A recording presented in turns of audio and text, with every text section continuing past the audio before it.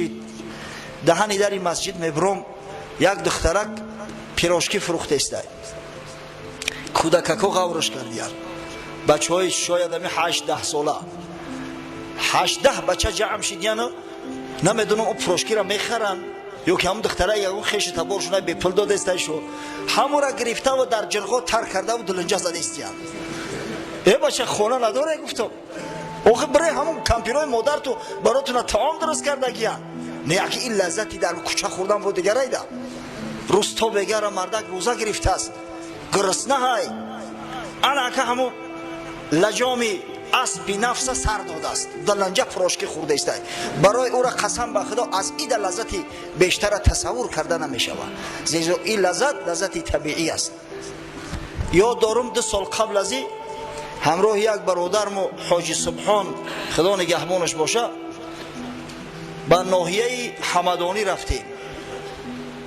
روزم دیر شده بود به فکرم بعدی پیشین حرکت کردیم در همین ماه شریف رمضان بود یک شاگردی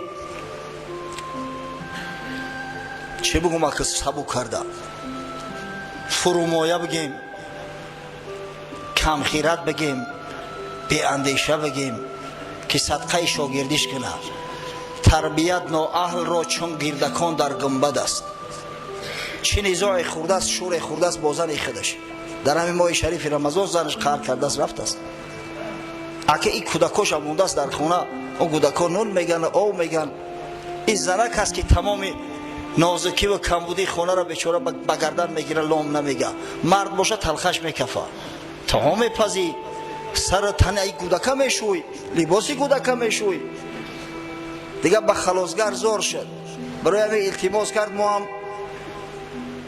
خیلی گپش در زمین نماندیم حاجی سبحانی برادر را زنگ زدیم که بیا یک مشکل است مشکلی یک برادر را حل کنیم انشالله در همین ماه شریف رمضان البته که ثواب میرسم روانه شدیم تا ناحیه حمدانی رفتیم تا او اگه پدر عروس بیچاره از بس که احترام میکنه دیگه لام نگفت تا او بیچاره رفت دخترش اکثر اینا او گوارید کرد آورده چند گفتیم خطیب میره یک سوارشو کردیم در راه اومدیم همین دریای وخش در منطقه نورک گذشته بودیم که وقتی شام شد همونجا در لب ساحل اندکی طرفتر یک شاید 100 متر بالاتر یک مسجد است ما میدونیم که همونجا مسجد است بعضا هنگامی سفرها وقتی نماز میشود در اون مسجد پایین میشیم و نماز میخوانیم جماعت میکنیم رفتیم که مردم در صحن پرتوفتیان جای نمازها را منتظر نماز شام استودیان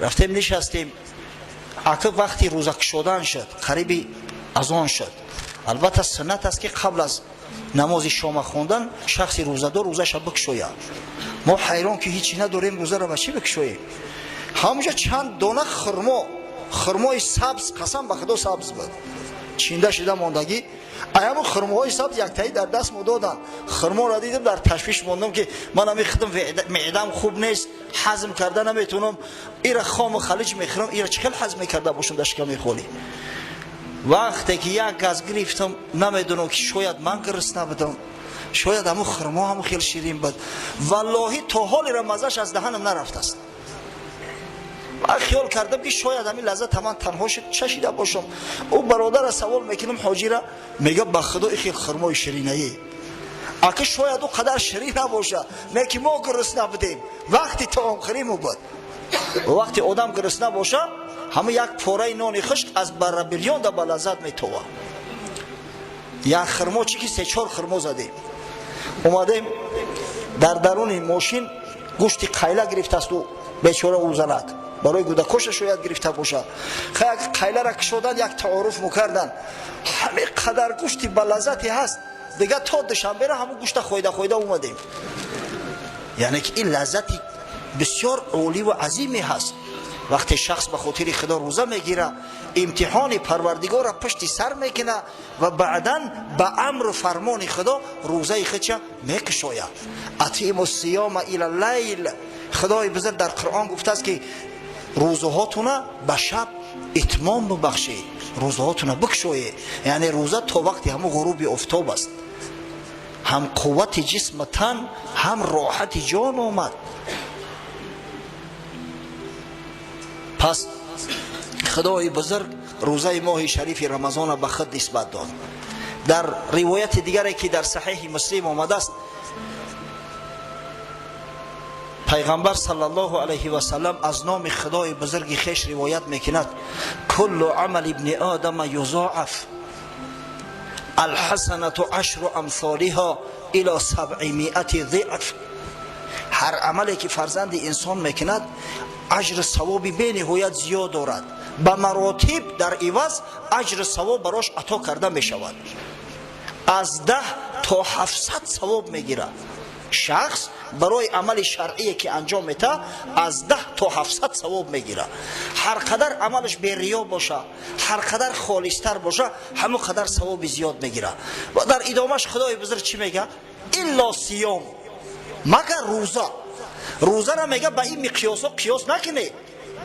در روزه تا 700 ثواب نیست.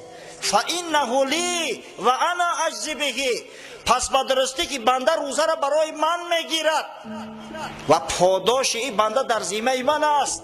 یعنی خداوند 700 نه، شاید 7 میلیون ثوابش بده، شاید 7 میلیارد ثوابش بده، شاید همون قدر ثوابش بده که در زمین و آسمان نگنجد. این پیش پروردگار است، پاداشش به خدای متعال است.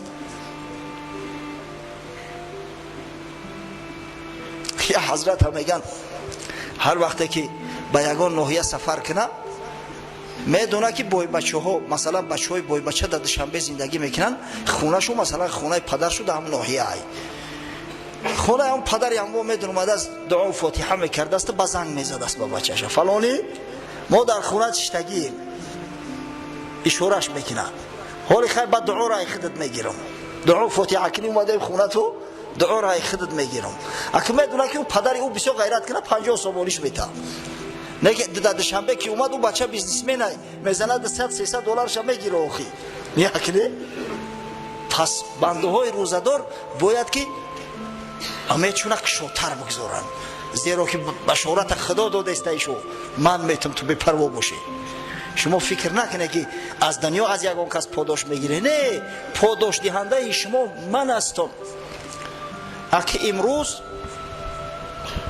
در بازارهای ما مردم احتیاج بیشتر به همین مواد مصرف همه روزه دارن، به آرد دارن، به روغن دارن، به شکر دارن، به اشیایی که هر روزه استعمال می شود.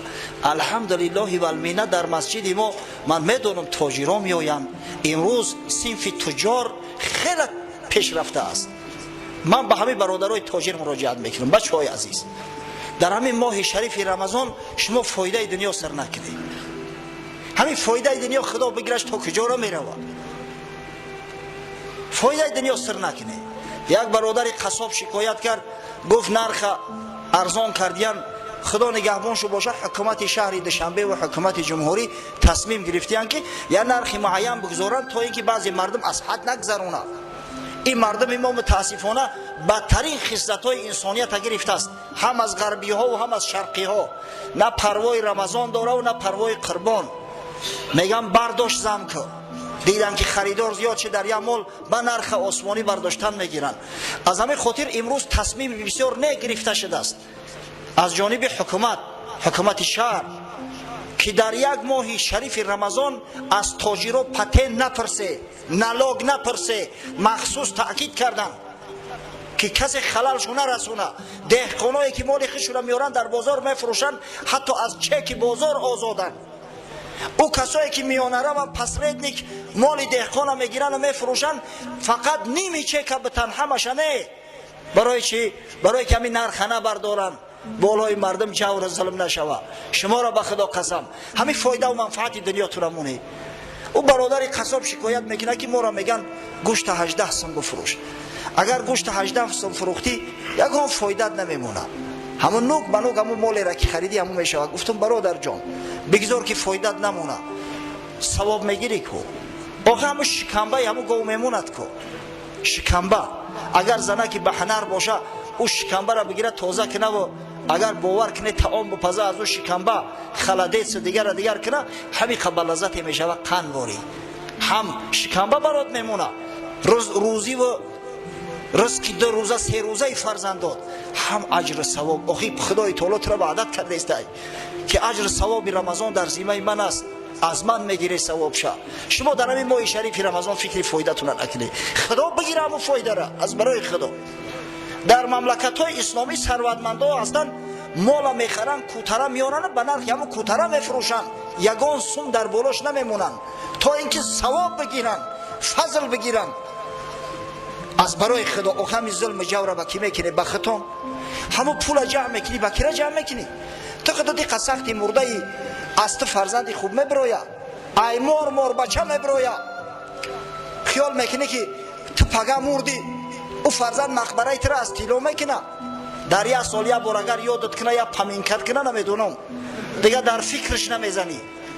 ای مردکی خوب، امروز در جان خودت خیر کن، توشه آخرت خودت به دست خودت جمع کن که فردا دیگه منتظر فرزند نباشی، منتظر برادر نباشی.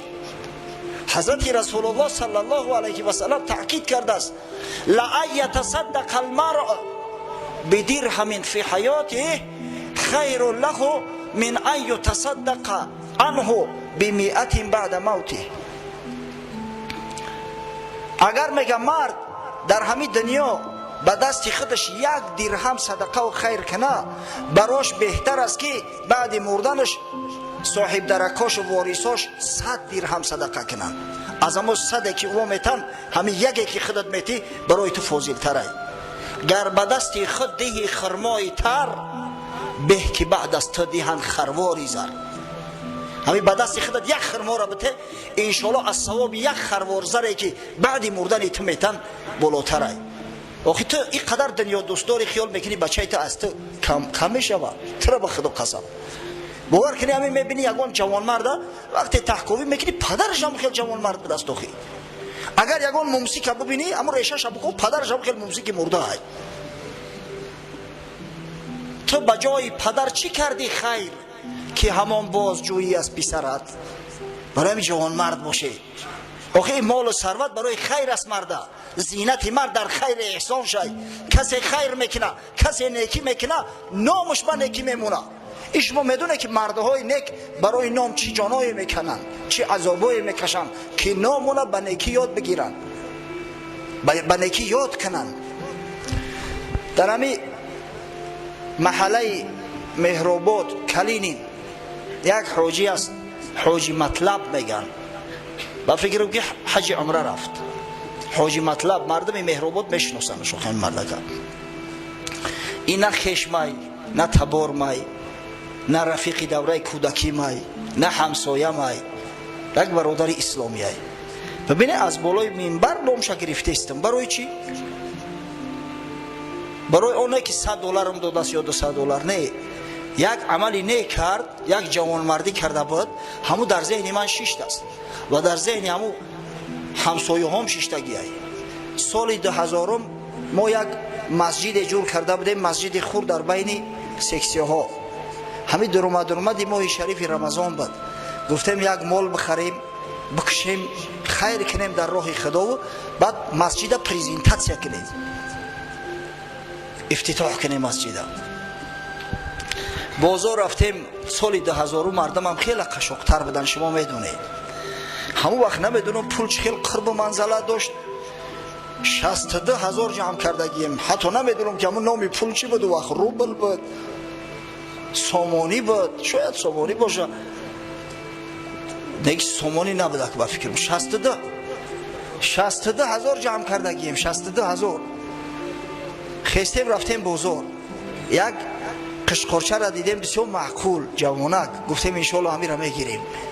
همین مردم های بسخری را بس چیدین، یک گوسپند شو بکشیم انشالله همین گوسپند جوان باشه، از همون گوشتی بز و قدر فرقی نداره، همون نامش گوسپند های. وقتی نرخش میکنیم ای 80 کمش نکرده است یا بچه. این مرد